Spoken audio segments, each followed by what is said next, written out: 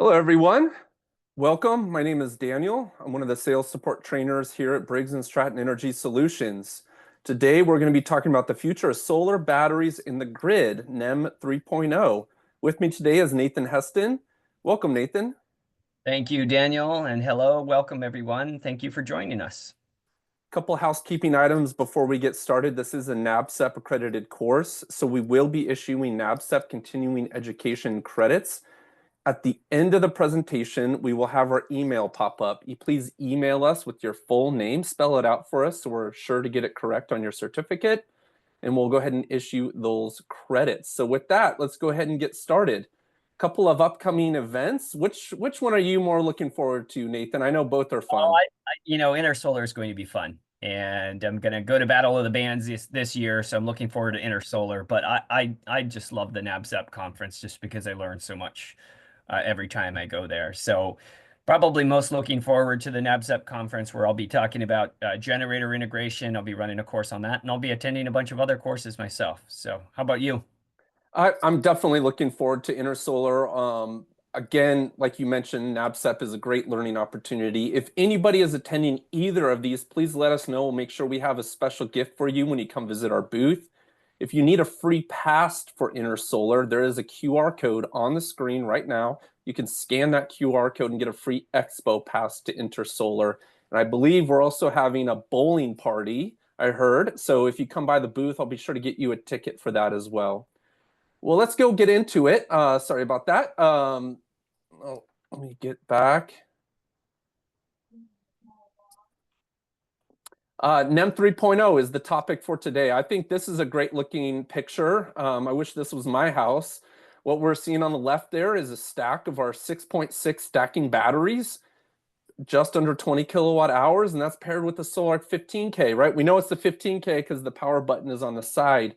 I think it's a clean looking install, and I would love for this to be my house and have that out there. One of the things Yeah. about that picture that highlights, Daniel, is the fact that both of those pieces of equipment, the 6.6 battery and the solar, can be installed indoors or outdoors, and you get a nice, clean looking install. So I'm very pleased with the pairing, and just love our 6.6 battery. So. One thing, just to level set us, the idea here is that what is an energy storage system? What are we talking about today? In the middle, we have a hybrid inverter. Solarc is one of our preferred choices. Right there in the middle, we have other options as well. That's where the charge controllers are built in, the automatic generator start, the rapid shutdown, power supply is available, the monitoring additionally. We then have an energy storage system, our battery down there at the bottom. We have the app on the left, and then, of course, the home electrical loads. Really, what we're going to focus on this talk today is that line going between the grid and that inverter. How does that line? It's a bidirectional arrow right now. Historically, we've always been able to export our solar to the grid when it's covered the home loads during the day and then use up those credits. Now, with the new net metering 3.0, and there's a lot of other states that are also adopting this, we're not really going to have that be a bidirectional arrow anymore. We're just going to simply have the grid feeding the solar, feeding the home loads when the battery and the solar can't keep up with those loads. Additionally, a little bit of a correction. It's still a bidirectional arrow. It's just the utility doesn't want to compensate you when they take electricity from you, right? And it's the compensation rates, as you're going to show later in California, are very low compared to the amount that they're charging at the same times. So supplying the grid with your excess solar electricity doesn't make much sense. And that's why, at least in California, it makes financial sense to add a battery to your system, as well as, I think you mentioned Arizona. There's some other states where this is, this net energy metering, where you get charged for the net amount of kilowatt hours. That's going away. And I guess we'll be talking more about that throughout the day today. Yeah. Another thing I forgot to mention during housekeeping, that chat has been disabled, but the Q&A function is still active, and Nathan will be monitoring that. And we don't have any questions yet, but go ahead and pop questions into the Q&A if you have them throughout this presentation, And Daniel, I'll be interrupting you and asking some of those questions as they come in. Yeah, thank you, Nathan. So let's quickly jump into this. I think we're all pretty familiar with what a partial home backup is, the idea that we're not going to back up the entire home loads. We're going to probably use a smaller solar arc for that, maybe an 8K or a 12K. We're going to leave some loads up in that main electrical load center. With the whole home backup, of course, we're going to be able to back up the entire home. That's made possible really with the Solar Arc 15K and the advent of the 200 amp pass through, that we can move all of those home loads over, or perhaps even leave them in the same place and just intercept between the meter, the main service disconnect, and then feed that directly into that Solar Arc. The point I want to make here is that even with the partial home backup, using CTs that come included with the Solar Arc, we can monitor what the consumption of the non-backed up loads are in that main electrical load center, and then program the Solar Arc to discharge itself, discharge the battery to support not only the backed up loads, but also the loads in that main electrical load center without exceeding the load there, so we're not backfeeding the grid. That's And so really, why would we yeah. want to do that? Essentially, what you're saying is you can monitor how much power you're pulling from the grid and try to zero it out, right? So that would allow us, if we have batteries on our system, it would allow us to essentially minimize our purchase of electricity from the utility, especially if it's expensive and especially if it's during peak hours, right? Yep, exactly. And I really like the fact that Solarc includes those CTs with the Solarc. Like they're 200 amp rated, so you can go ahead and clamp those right over and be able to monitor, just like you had mentioned, Nathan. So actually, with the 8K, you get I think they're 100 amp rated CTs, but for the and it might be 200, and for the 15K, I know they're 300 amp rated CTs. So, yeah, but they are included, yes. Yeah, great. Not an extra SKU or an extra part. So, what is net metering, right? Net metering policies govern how utilities compensate owners for the energy that's exported out to the grid. Like I had mentioned, traditional net metering assumed kind of an even trade. For every kilowatt hour you send out during the summer, during the day, you would get a credit for that. And then you could use those credits up at night, or more importantly, during the winter, and have an annual true up. Where at the end of the year, if your solar installer has sized the system correctly, you wouldn't owe the utility anything and the utility wouldn't owe you anything. If you had, say, oversized it, you would be compensated. You would have that true up bill and they would compensate you back at the wholesale rate. Whereas now, NEM 3.0 puts a specific value for every kilowatt hour you export to the grid at the moment you inject it into the grid. So it's a major shift on how we've changed things. I will talk about some of the impetus for why that was, but I just want to draw our attention over to the right-hand side. What you see, right, the on the left, solar before batteries, the gray there is our load profile essentially. That's where we're consuming electricity. You can kind of see a dip there in the middle of the night. You see it kind of ramp up in the morning when everyone's waking up and making their toast, they're turning on the lights. During the day, you see a lull because everybody's gone at school and work, but that is really the prime solar production hours. Then again, you see that increase in the grid in the evening when everybody's coming home. The idea now is that if you were to inject all of that solar energy into the grid in the middle of the day, you're going to cover the load in the house, which is relatively low, but you're not going to be exported, you're not going to be credited with much. What we need to do now is to store that energy that would have otherwise been injected into the grid in batteries to then discharge that in the evening so that we're So not. Go ahead. I mean, this is such an important point, and it's the whole theme. It used to be net energy metering, right? You would put some energy back into the grid, during the daytime. You would pull it off the grid at nighttime. You would put more energy in the summer. You would probably pull a little more off in the winter. And it was net energy metering, and you got charged for the net, the difference between the amount that you put on the grid and the amount that you pulled off the grid. And if you pulled more off, you would pay a true-up bill. Right now, not only are you not compensated one-to-one, There's an amount that you get compensated, right? But it's very low. There's also a monthly fee, right? So there's a connection fee. So you're getting charged each month for the ability to put back onto the grid in the first place.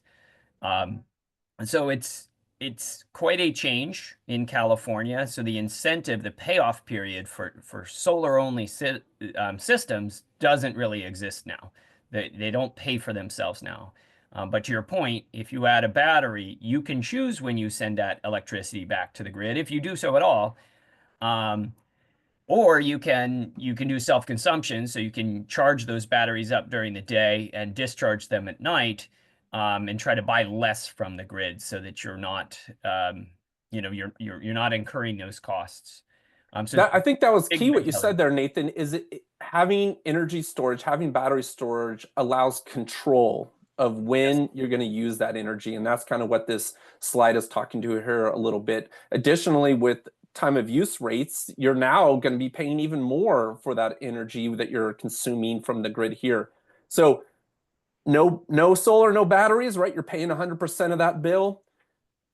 With solar, you're going to see some reduction still, but the maximum savings is really going to come from the combination of both there. And I think they're leaving that 10% there, Nathan, for exactly what you said. You're still going to be charged the solar tax or just the fee for being interconnected to the grid. So if any of you solar installers, or if anyone consumes solar or buys a solar system, you're never going to have a $0 bill. It's always going to be something that you're going to be charged as well.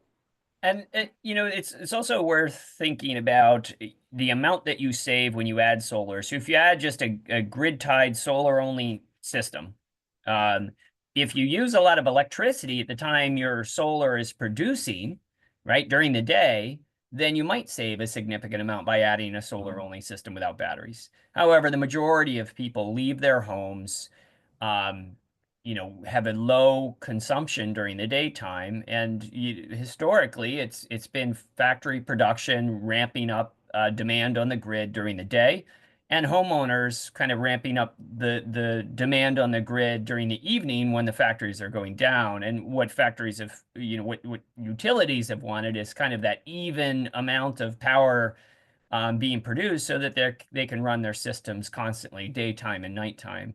And so if you are home during the day without a battery on your solar system, that's the time to charge your car. That's the time to use that electricity.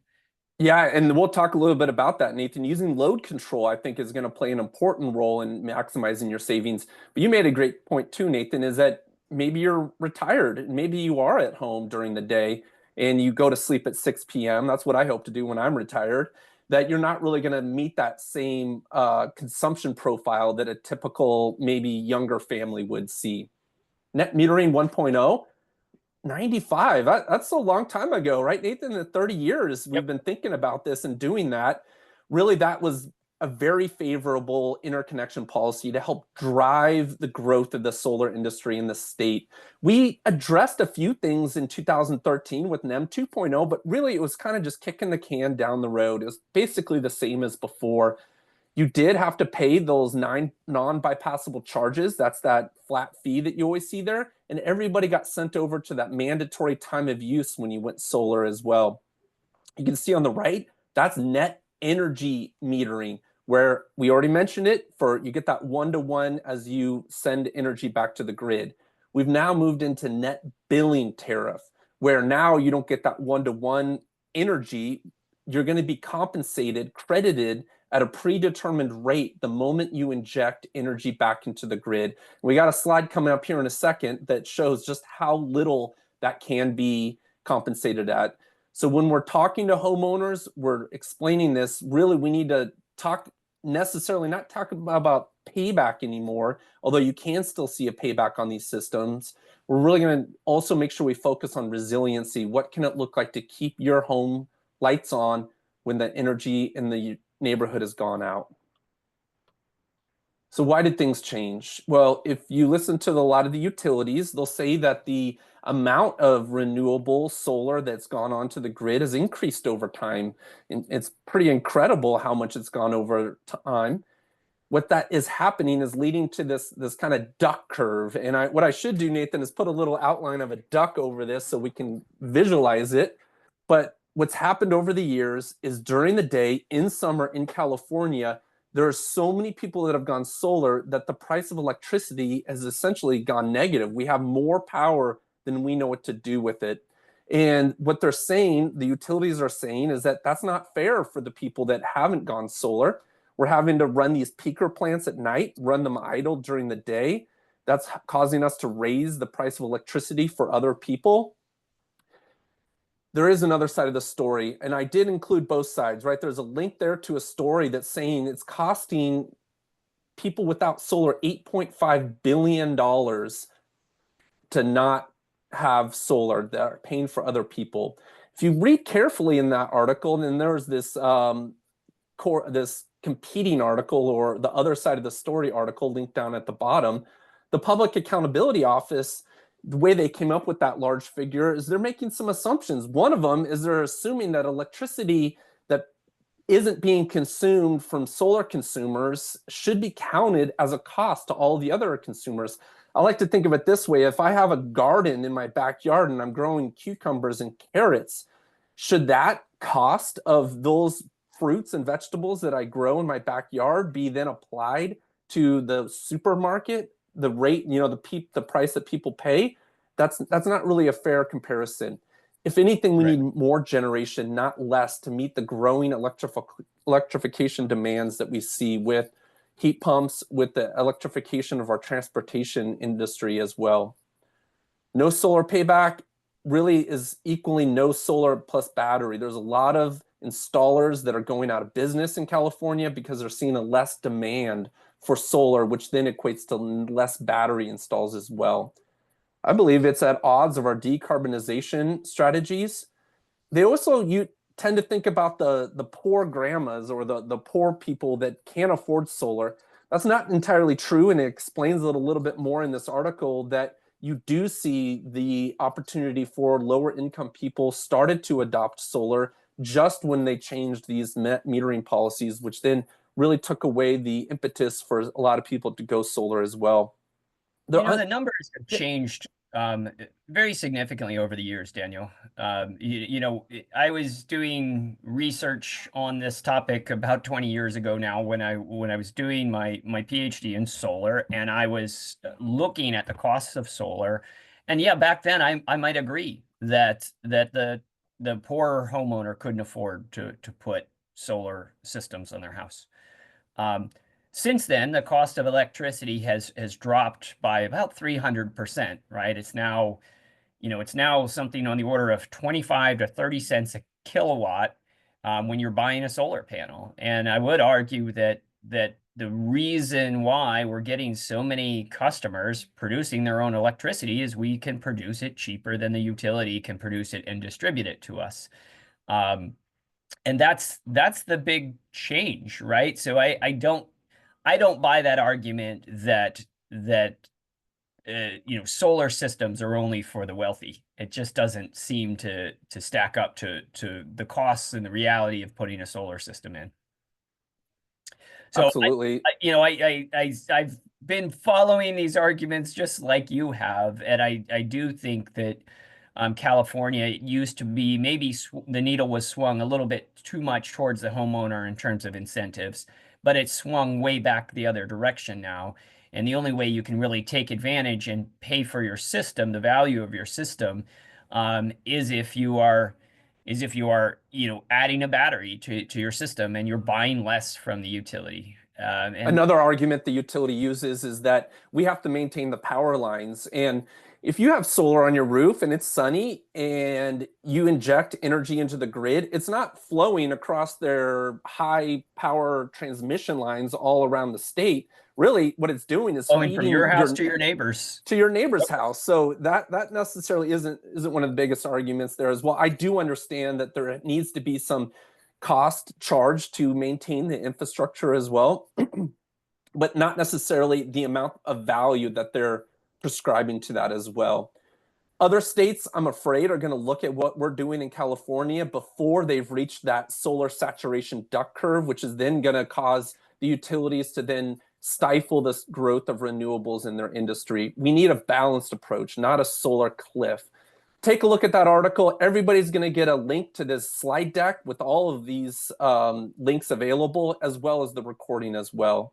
So So Daniel, I think yeah, I love that you've included these links, and I encourage people to, to utilize them to become more aware of what's happened here in California, even if they're in a different state, because what's happening here, seems to be modeling for what's going to happen in other states in terms of the electricity. I mean, the utilities, they're there to make money, right? PG&E is there to make money for their investors, and they had record profits the last earnings report that came out, right?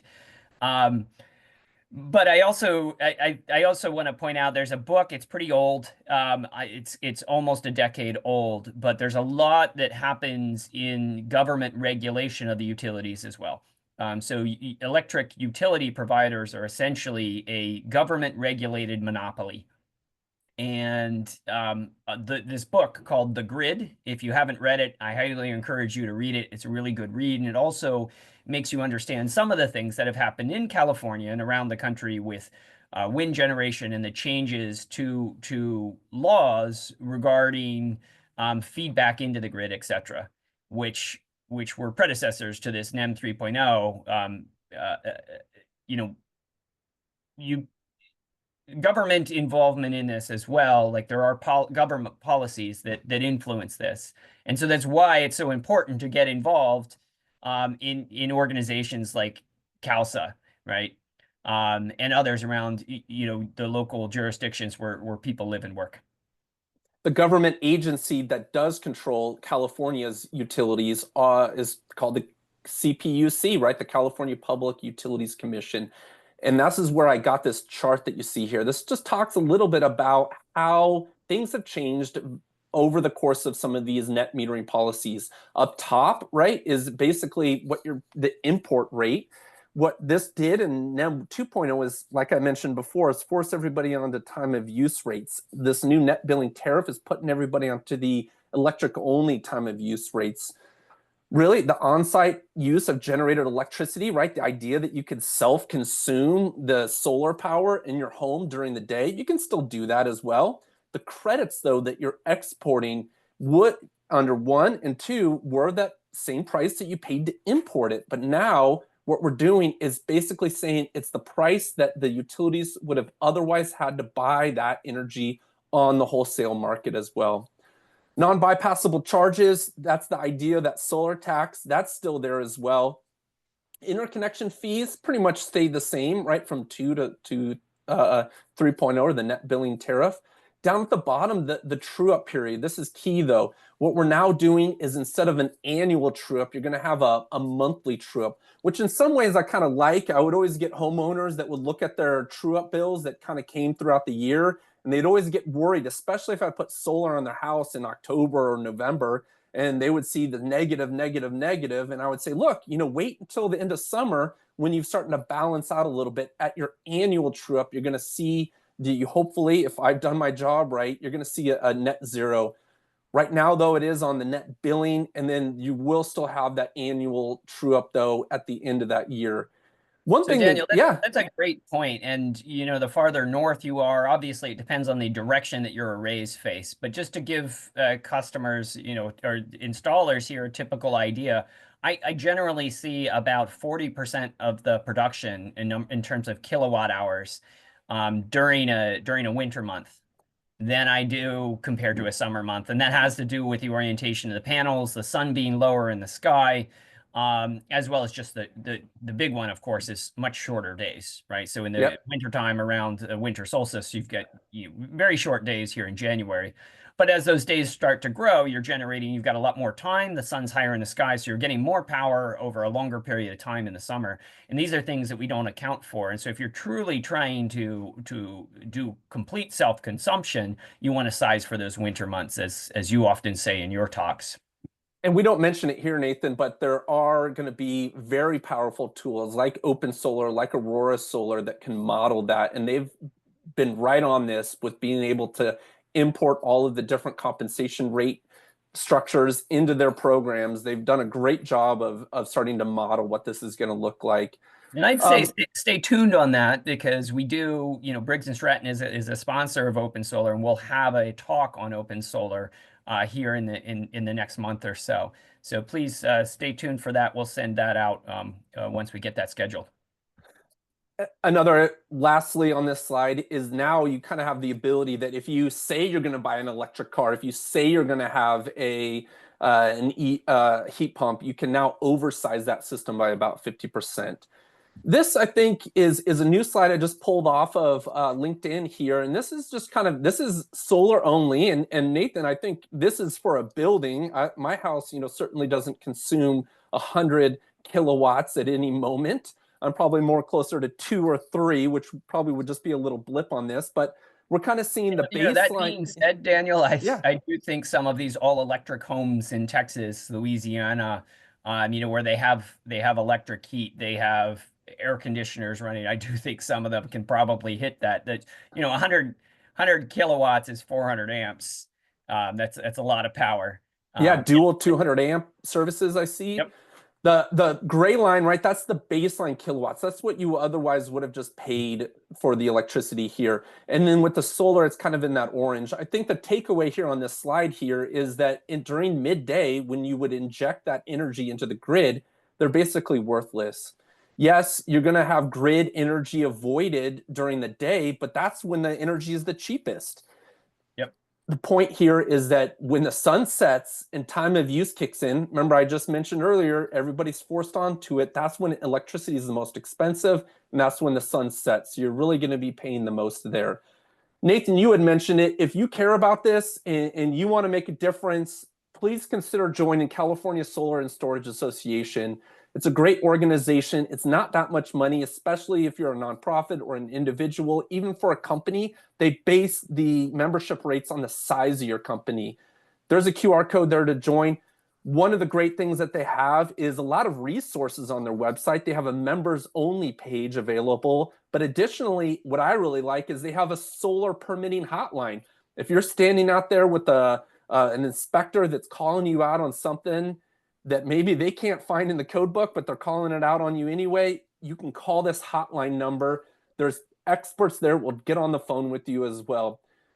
So Daniel, Yeah, we had a comment come in, and I wanted to read it off here. So this is yeah. anonymous, but it says somebody gives the link for the CPUC, and they say, um, or even contact information from the government. If you are in solar and are not calling, emailing, writing your governor, state assembly, then you are not doing enough. No one likes to be yelled at about the job they're doing. CPUC is appointed, not elected. These politicians will not move unless they're pushed, right? I think that's a really good point. And other states see this, right? California, they see California and will follow along.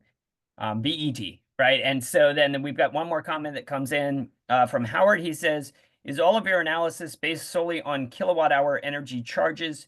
Do you also have information on using solar/storage for tariffs that include a kilowatt hour demand charge?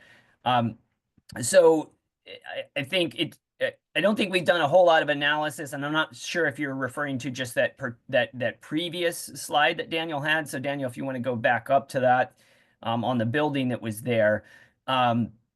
So yes, there are demand charges, and that these are things that we can talk about. And in fact, when Daniel was talking earlier about using current transformers to monitor how much power you're pulling from the grid, those also can be used to offset those peak charges.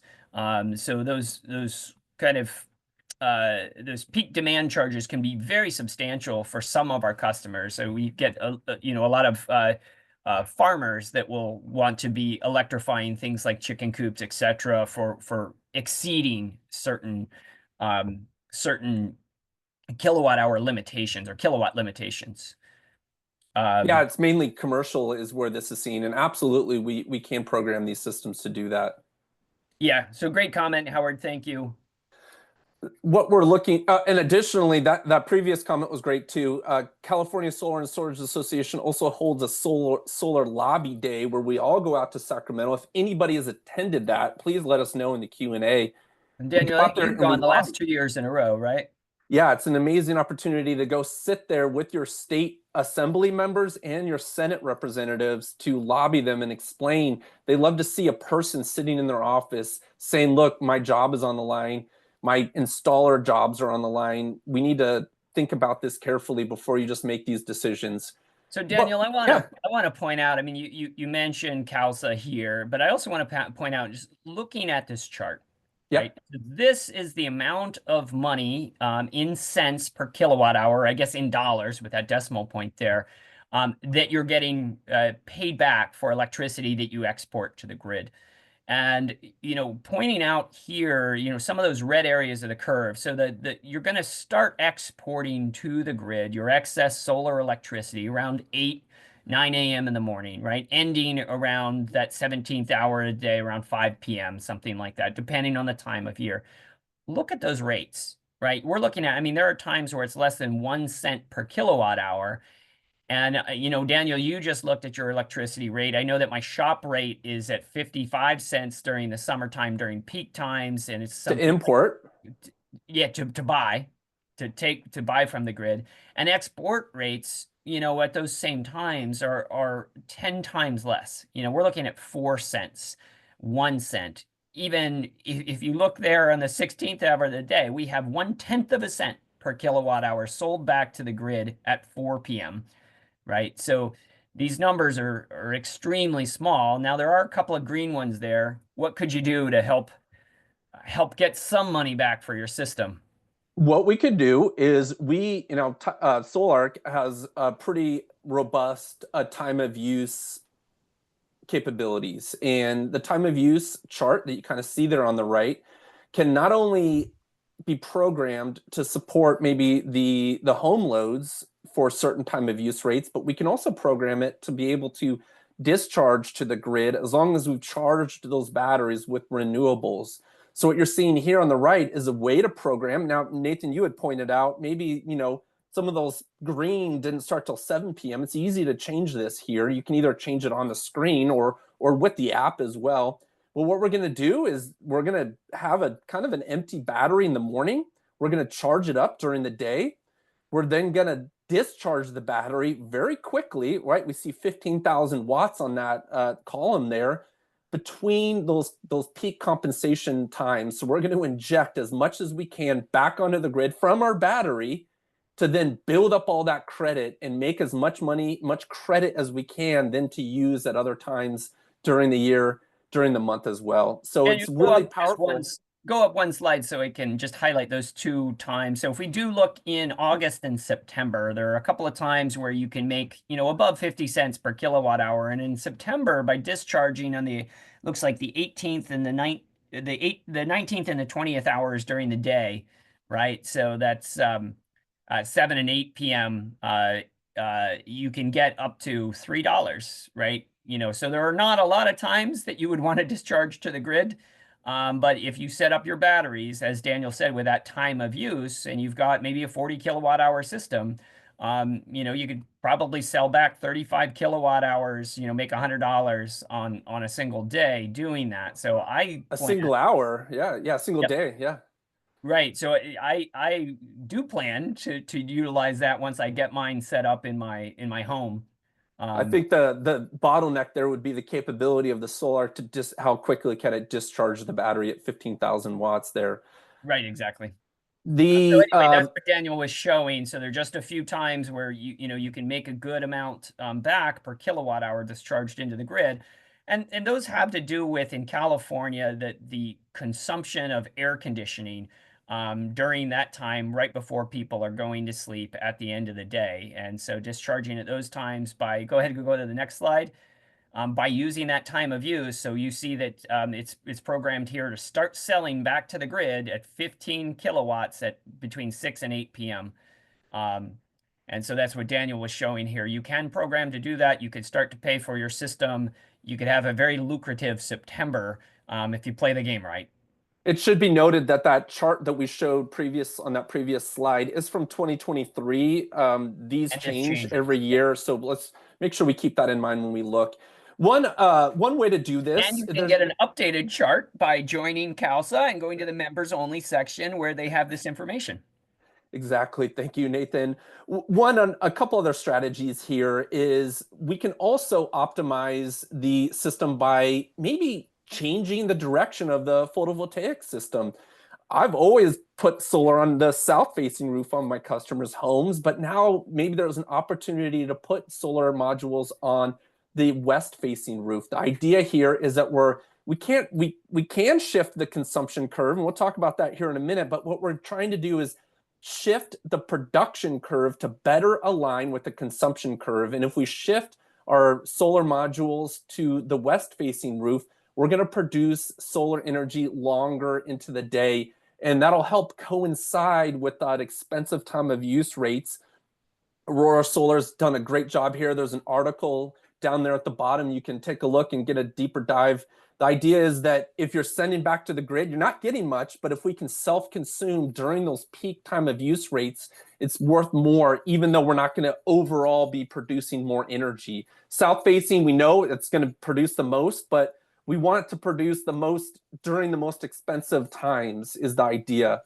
And you can see that kind of how we shifted that production curve to the right a little bit in that bottom left corner there. Another way to do this is the idea of load shifting. So we're not shifting the production curve, we're going to shift the consumption curve. So Nathan, you had kind of hinted at that. Maybe we could charge the EV if you happen to be parked at home during the day. Or perhaps maybe we can even have an electric water heater where we're going to make all of our hot water during the day and then shut off that that hot water heater when it is expensive. There's a lot of opportunities to do that with Aurora, Span, Lumen. What are your thoughts? What else could maybe we could load shift there, Nathan? Maybe we could have a big block of ice or in our freezers. This is something that I've, being a physicist, have thought a lot about, right? When thermal energy storage is just hard to do. But certainly there are people that have used large tanks of water, for instance, to kind of preheat and can shed those loads during the day when they want to keep it um, down. So if you have your solar overproducing, but you don't have any loads, you could throw in something like a water heater, especially if you have a big tank, and self-consume your solar energy during the daytime. As Daniel mentioned, having east and west facing arrays can extend the amount of production time you get on your solar. And if your solar is producing at the time when you're using loads, well, then you're doing self-consumption as well. Um, I finally went and got an EV this past summer, and you can set up your EV to only charge during certain times. So you plug it in, but you can program the EV to only consume either when you're producing electricity or when the electricity is cheaper. So shifting the loads that way. I would also say, in these electric water heaters, the idea of you getting something like a heat pump water heater and making it much more efficient is another way to just reduce your loads overall. And I've found that electric water heaters are a big consumer of electricity and can pay for themselves. These can pay for themselves quickly. And if you act fast before it changes, what does the IRA do for you, Daniel? Well, are you referring to the 30% that they give you Yes, off on just batteries only? Or, it's I'd not. also argue that you can get a lot of rebates are available through state municipalities as Yeah, well. and it's not just batteries only. When I was talking about heat pump water heaters, when you do energy efficiency things like buying a heat pump based water heater, you can claim that with the 30% tax credit. So 30% of that can be claimed with the IRA, the Inflation Reduction Act. So there are some great incentives for changing your loads, reducing your loads, and then of course adding solar and batteries. And it dehumidifies your garage as well, which I think is great. But again, the idea is that maybe it's the afternoon, the batteries are fully charged, the sun is still up, you have excess solar you do not want going back onto the grid. these smart load centers recognize that scenario and then can act accordingly to store energy, maybe in thermal. So what changed, right? Or what kind of the frequently asked questions? Again, we can't talk enough about California Solar and Storage Association. There's that link again. I got this right off of their members only page. What if you have a home that's under NEM 2.0? You've maybe had solar for 10 years and you sell that home and you got another 10 years on NEM 2.0. Does the person who buys that home get all of a sudden shoved onto NEM 3.0? No. They keep under that same net energy metering policy 2.0 for the remaining years that are left on that contract as well. You got solar, you're under NEM 2.0. Can you add a battery without losing NEM status? Yes, you can add a battery to that system and not lose their NEM status. That would give you the resiliency. I probably wouldn't be adjusting some of those compensations. I would just still have it exporting to the grid as much as possible and then use my battery as the resiliency there. Well, unless you want backup, right? If you do want backup because you're getting more and more outages, I know rural customers are experiencing them more frequently in California. If you want backup, of course, you have to add that battery. But as you mentioned, under NEM 1.0 and 2.0, we've talked about, you're essentially using the grid as your battery, right? Because you're getting those one-to-one credits. And you can just reprogram it the day you get kicked off as well. Actually, Larry Schuessler, the owner of Sunfrost, who was my kind of mentor, I worked for him for a lot of years. He just got kicked off NEM 1.0. And so he kind of adjusted a little bit. Another thing is that can I add more solar modules to an existing NEM status without getting kicked off? You can. There is a little caveat there. So really, if you say you have an 8,000 watt inverter, and you got 8,000 watts of solar on the inverter, you can go ahead and add more solar panels. You are not necessarily going to ever send back more than 8,000 watts, but what you're going to do is be able to produce energy later and earlier in the day and be able to kind of ride out some of those consumption curves as well. Yeah, at that limit, right? So, I guess, a 40 amp service is 7,600 watts. So you put around, instead of putting 8,000 watts of solar on it or 7,600 watts of solar, right? You can oversize that to 10,000 watts. And then instead of kind of having a curve during the day, you just hit that 8,000 watt saturation earlier in the day and keep it longer into the evening, as Daniel said. And then yes, you're getting some inverter clipping. Yep. Right. But again, with solar panels as cheap as they are, it does make sense to oversize your solar array. And so that's a good point. Things could have been worse. Yep. Yeah, please consider. This I have to give credit to Josh Brum. He had talked a little bit about, when we're in this new paradigm now, we're going to have to sell these systems, NEM 3.0 with customers now.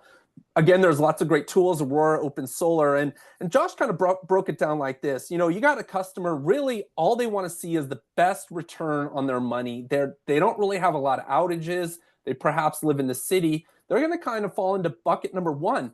I'm not going to put a solar photovoltaic system on their house that's going to offset their entire consumption for the year. Really, what I want to do is kind of put them in a smaller system that I'm going to look at how much they consume over the course of the evening so that they do have that resiliency that's going to be able to offset that time of use window probably, and then leave them just a little bit of backup for the middle of the night. I'm not going to try and offset their entire electrical bill. I'm just going to try and offset what they use during that time of use window. That's going to give them probably the fastest return on investment and with the lowest cost as well. Bucket number two really is somebody that does have occasional outages. So I'm going to kind of look at what they're used not only during that time of use window, but maybe later into the evening, into the morning. Make sure I have enough energy storage to get them through that night. And then also make sure they have enough solar to charge up that battery. I'd say that's bucket number two. Again, I'm not going to make the full system. Bucket number three, this is the kind of I hate the utility person. What we're going to do is not average anything. We're going to look at probably the worst month for consumption, which for somebody with air conditioning is going to be in the summer. Somebody like Nathan or I, who's out there in San Luis Obispo or up here in Arcata, California, that's probably going to be the winter because we don't have air conditioning loads. We're going to figure out the maximum amount of kilowatt hours they use in a day. Make sure we have enough surge capability in that solar arc to power those loads. We might have to parallel up some solar arcs. And then we're going to look at that, and that's what we're going to size the system here. Essentially, Daniel, if we size it right, they'll be off grid. Go ahead, Nathan. Well, let's talk just a second about, how much it would take to be in bucket number 3. And I have a lot of gas appliances in my house. My water heater is gas, my range is gas, and my dryer is gas, and of course my heating system for my house is gas. Now the blower motor on that heater is not, but my electric bills are still $150 a month.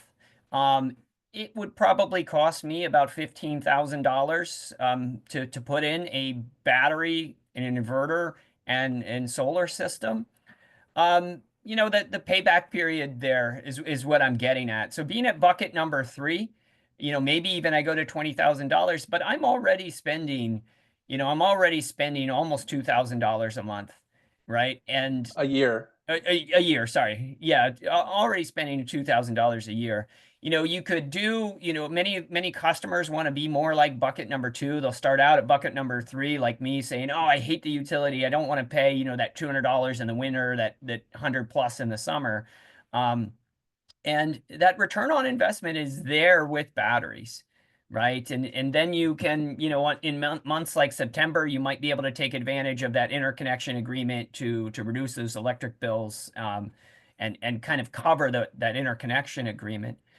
But these are, throughout the country, there are return on investments for solar and battery systems that are 5 to 10 years. And then when you couple in the incentives, the federal incentive covering 30% of your install, that also reduces your return on investment time, where your backup system is now paying for itself in a 5 to 10 year period. That's a pretty good return on investment. And make sure you ask questions at the beginning in the sales process. We do have another upcoming sales presentation, how to sell storage, and we'll dive a little deeper in some of these as well. We do have packages. These aren't necessarily going to align to those buckets that we just showed previously, but it's a great way to think about how good, better, best, essential, managed, whole home power.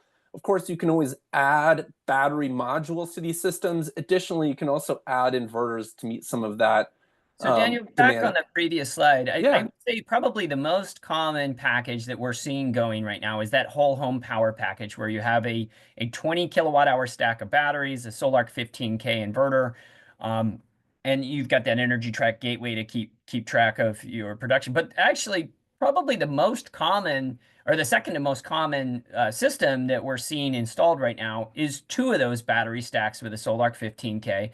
You don't need a combiner with that. 2 battery stacks. There are dual battery inputs on that SolarC 15K.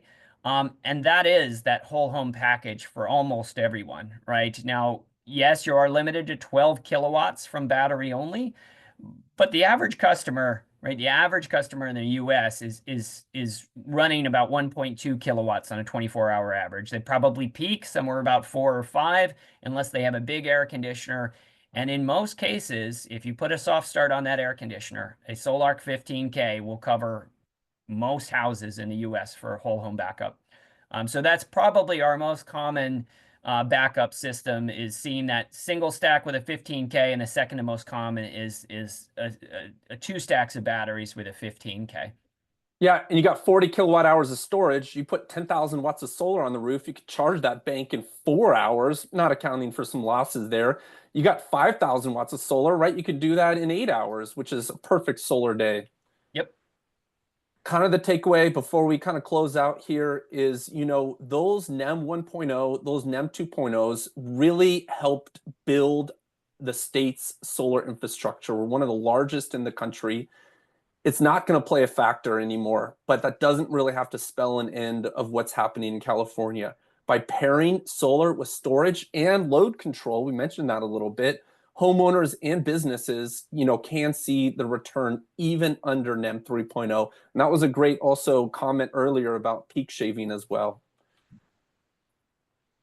quickly, we'll talk about the products. We love partnering with SolarArc. They're probably one of the best hybrid inverters on the market. There are others that we work with as well. We do like SolarArc not only because of that time of use and the seasonality of their control, but also the ability for them to take in generators, which we also make as well. On the right, kind of you're seeing that image there of our stacking battery. It I truly, want to talk about yeah, that a second, Daniel. yeah. I've installed a number of these batteries now, and I know you've installed some as well. Um, this battery goes together so quickly. Now, one of the things you don't see in this marketing image is the brackets that get attached to the wall behind the battery. So it gives a floating look on the battery. There is a little bit to it because you've got to put these wall brackets on. But still, in a typical real installation, I can get that battery installed in 30 minutes. It's up on the wall. It's ready to go. The stack yourself. If you've done a number of these, you can do them in 15 minutes, right? And it's just the rapid stack connector that Briggs and Stratton has developed here. You'll see some, we don't show it on the screen, but they're basically gold plated pins that'll take, there you go, that rapid stack connector there. You see those gold plated pins that'll take the power um, and the all the communications between the individual battery modules. So you're really left with very little in terms of your overall installation. You just have your two overall power cables that are going to go from your battery to your inverter, and then you're going to have two comms cables. One can go to the energy track gateway if you're using that, and the other one can go straight to the SolarArc inverter. And some of the programming is also done for you. So it takes an installation where, previously you might be combining multiple batteries with a battery combiner, more things to install, more battery cables to make. It takes an installation that might have been a day and a half installation and drops it down to a half day. So this has been a game changer for me, and this is why I like this battery so much. And I guess, of course you got to you realize, yes, I do work for Briggs and Stratton, but the performance of this battery too, we've just had very, very solid. We've got hundreds of systems out there now, and it's just very solid performance of the battery, almost zero issues with the systems that are in the field. And you're looking at a battery, 6,000 cycles, potentially more. Most of our customers are not charging and discharging as fast as we do in the tests in the lab. 6,000 cycles, you're talking 15, 20-year battery system there. And if we're under NEM 3.0, we are using the battery. We're We using want it to use every that day. battery. Yep, to Exactly. make it. Another thing, Nathan, I think if anybody is going to go to Intersolar, they're going to see a ton of batteries. It's a hot thing right now. So not only do we have, like Nathan said, a great quick install product that's reliable, but we're also got great support. We're an American-based company, Briggs and Stratton. Nathan and I are happy to get on a phone call with anybody who's doing this for the first time or maybe the second or third time and help you out. Additionally, we have tech support. We have sales representatives that are happy to work with you as well. So it's not only US-based just the tech support products, and but it's sales representatives that know what they're doing, right? And I think that's a big difference. And I can say the same for SolarArc, right? I really appreciate that SolarArc has US-based tech support. And we are here to help. As you're designing these systems, you'll find that our sales representatives know what they're doing. They know the products. They know options for you if you're looking to retrofit, etc. you can put them outside. Understanding that there are certain colder parts of the country that we do have optimized electrolyte that allows you to go down to some colder temperatures, 14-degree on the charging cycle. So during the day is usually when you're going to be charging the battery as well. Additionally, you can put them inside. We also, what I really like, Nathan, is that it looks good, especially when you have the wall mount, which is what you see on the left, although we do have the floor mount as well on the right-hand side there. I guess, Nathan, these are more marketing photos. Normally, we would do what size? I mean, Yeah, that looks so it's like a three-quarter two-inch. inch conduit. Yeah, it's 2-inch conduit, and we do recommend running dual 1-aught battery cables. Of course, if you're not running conduit, you can use 4-aught cables in open air. Um, the connections are pretty simple. We've got an integration guide that talks through it, but we've even made another change in the system to have pre-punched conduit covers come out, and you'll see a guide go up on the website there talking about how to waterproof them shortly. I think that's a great example of how this is an American designed product for the American market. So we understand the way we're going to wire things are going to be a little different than other parts of the world. So we're optimizing it, making it easy for you, the installer, to get this done. There's another market. There's no PV label stickers anywhere on here. There's no rapid shutdown, and I don't see a load center, but we do have some real example photos as well. One thing I also want to mention is we, of course, are loving our new 6.6 battery. We still are making some of our older legacy batteries. These are great. Why? Because we make a non-communicating battery. If you got an old Midnight, you got an old Xantrex, you got an old Trace inverter, you Yeah, we can, make these in 24 volt, yeah, right? and additionally, we also have some not shown here, but 12-volt batteries as well, which is becoming very rare on the market. On the far right, though, we are also offering high voltage batteries that can really work for some of the more commercial systems that we were talking about earlier.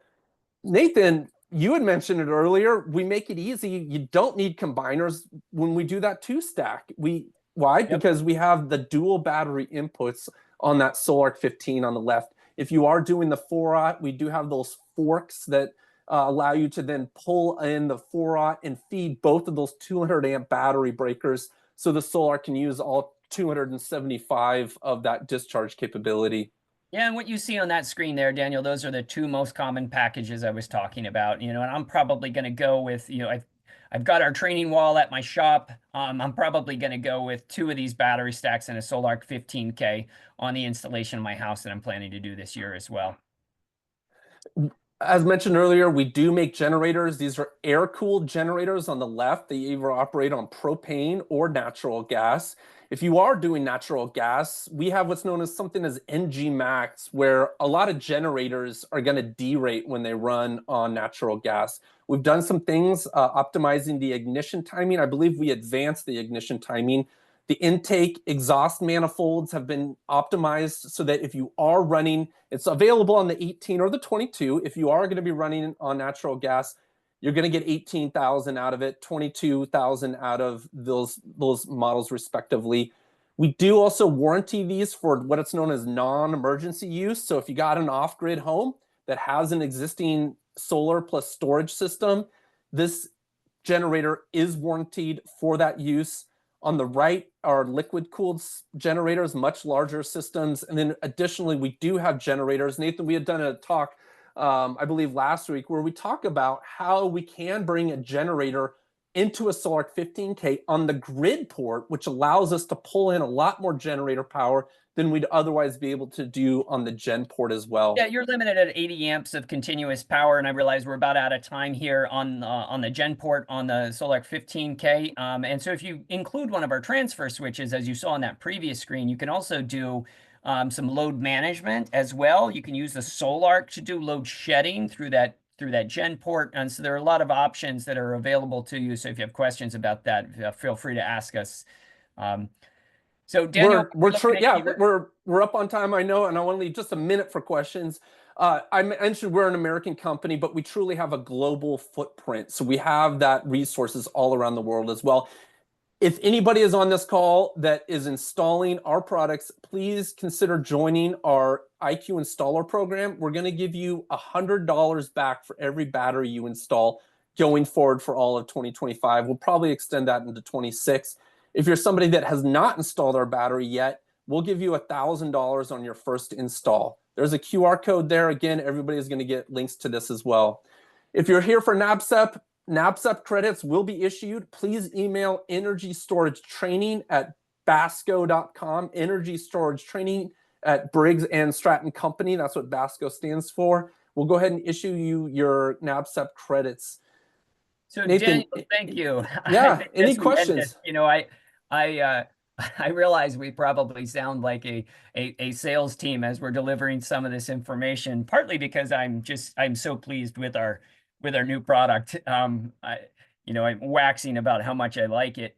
That being said, I mean, it's quite true. And you and I are just kind of in general passionate about energy and batteries and solar And the for future of the grid too. yes, Yeah. and the future of the grid. And I want to say, encourage you if you have that time in this new year to read that book, or maybe listen to it on an audiobook. I have that NEM 3.0 book on audiobook in my vehicle. So when I get in, it starts talking to me about that. So the Grid is an excellent book.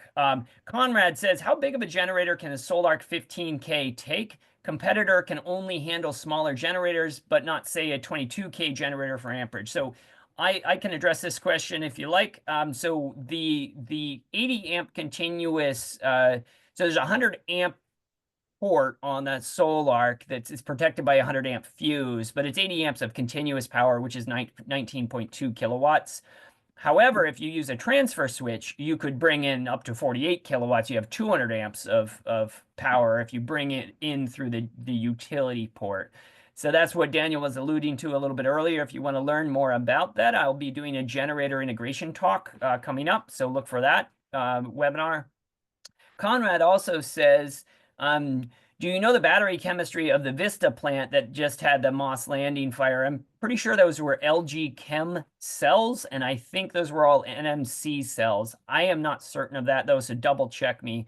So that's a good question, and obviously that Moss Landing, the second Moss Landing fire, right, is a big deal, and we've been following that as well. Yeah, I read a little bit about that apparently, and I could be wrong, that one of the sprinkler system leaked and then caused some of the batteries to short out, which is kind of a relief that it wasn't the batteries, but something else that caused them, although they did short out. And I say this, there should have been protections on those batteries to stop them from shorting out and Yeah, creating yeah. a fire. Second, I would say that keep in mind all of our batteries use LFP battery chemistry, and that fire hazard is greatly reduced with those. And that is why simplified batteries have always been made for a decade and a half now with LFP battery chemistry. So thank you all for attending. I appreciate these great questions coming in. We'll get those NABCEP certificates sent out. Daniel, any last comment? No, thank you, everyone. Again, if you're going to come to NABCEP or Intersolar, please stop by the booth. We'll be sure to have something special for you. All right, you'll get a copy of these slides. Thank you. Thank you, everyone.